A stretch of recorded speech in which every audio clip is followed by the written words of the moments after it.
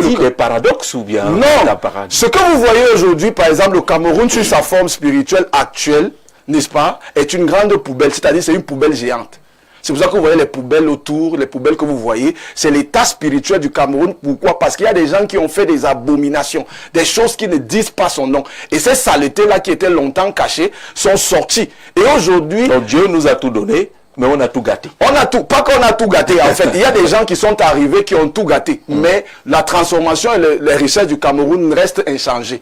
La preuve, quand vous regardez ceux des Camerounais qui sont sortis du Cameroun, vous les voyez briller à l'international. Ça montre que le Cameroun n'a pas perdu tout ce que le Cameroun avait. Et maintenant, quand les papes arrivent au Cameroun, ils viennent dans une terre qui est une terre d'accueil. Parce qu'il faut savoir qu'avant qu'un pape ou alors un prélat, pour ne pas dire simplement un pasteur se déplace, il faudrait que les portes de l'évangile soient ouvertes. Et le Cameroun, la terre camerounaise, ou dans la terre camerounaise, l'évangile est ouverte. Parce que l'évangile, les Camerounais savent ce que ça signifie. Par exemple, celui qui est à la tête de l'État, son père était un catéchiste et lui, il est ancien séminariste. Ça veut dire qu'il avait déjà, il a en lui cet appel-là qui amène à ce qu'il puisse avoir du respect pour le divin. Et nous savons tous que le pouvoir vient de Dieu.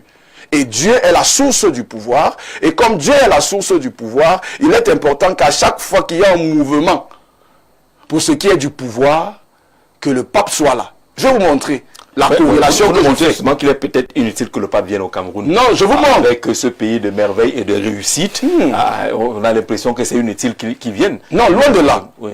Loin de là, je veux dire que la source du pouvoir, c'est Dieu. La source du pouvoir, c'est Dieu. Et si vous regardez les 4 visites papales du Cameroun, les 4 visites papales au Cameroun, en août 1985, le pape arrive au Cameroun, donc du 10 au 14. Et avant ça, il y a modification de la Constitution. Le 4 février. Il y a tentative de coup d'État. Le 4 février. Non, moi je reste sur le pouvoir. La tentative de coup d'État, c'est le pouvoir. Non, moi je suis en train de parler d'un élément important, vous allez comprendre pourquoi. Il y a modification de la Constitution en février 1984. Le Cameroun qui devient État, la République du Cameroun. On enlève l'élément République unie du Cameroun. Et maintenant, le pape revient encore au Cameroun en septembre. Entre vous ignorez la tentative de coup d'État du 6 avril. Donc c'était un coup d'État. Un coup d'État manqué ou raté, pas une tentative. Manqué, voilà, coup d'État manqué.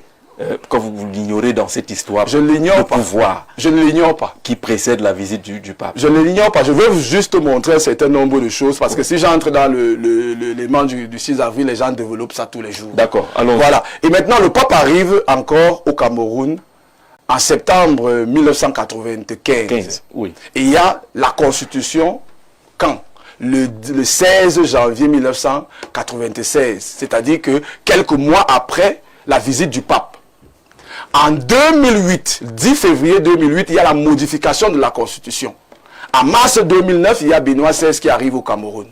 Et au Cameroun encore, il y a modification de la Constitution le 5 avril